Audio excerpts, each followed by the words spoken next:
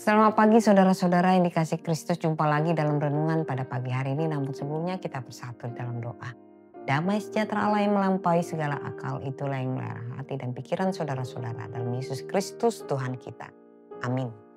Firman Tuhan pada pagi hari ini tertulis dalam Yeremia 3 ayat 23. Sesungguhnya bukit-bukit pengorbanan adalah tipu daya, yakni keramaian di atas bukit-bukit itu. Sesungguhnya hanya pada Tuhan Allah kita ada keselamatan Israel. Demikian firman Tuhan. Keselamatan sejati hanya dari Tuhan. Saudara-saudara yang dikasihi Tuhan, setiap manusia mencari keselamatan dan pertolongan dalam hidupnya. Ada yang mencarinya dalam kekuatan ekonomi, jabatan, relasi sosial, bahkan dalam bentuk ritual-ritual yang terlihat meriah. Israel di zaman Yeremia juga melakukan hal tersebut.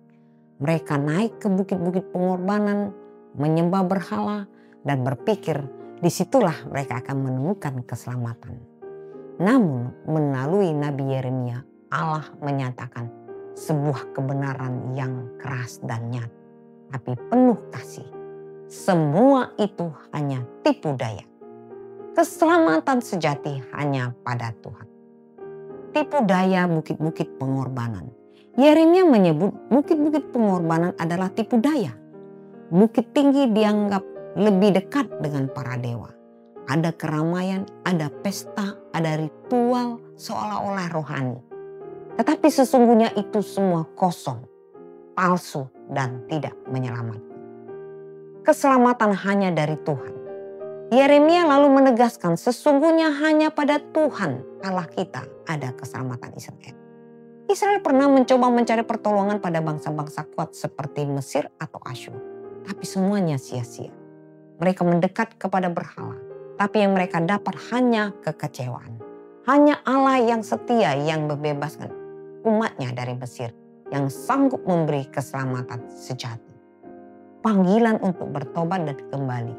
Yeremia menyampaikan ayat ini dalam seruan pertobatan.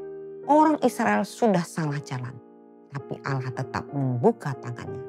Kesadaran akan tipu daya dunia seharusnya membawa kita kembali ke Tuhan. Saudara-saudara, ada seorang anak kecil yang hilang di pasar malam. Ia panik dan menangis lalu mengikuti orang-orang ramai yang berteriak. Berpikir itu jalan keluar. Namun semakin ia mengikuti keramaian, semakin jauh ia dari pintu keluar. Sampai akhirnya ia melihat sosok ayahnya yang menjemputnya dan membawanya pulang. Demikian juga kita. Dunia penuh dengan keramaian yang memikat. Tetapi hanya Allah Bapa melalui Kristuslah jalan keluar yang sejati. Selamat beraktivitas. Tuhan Yesus memberkati.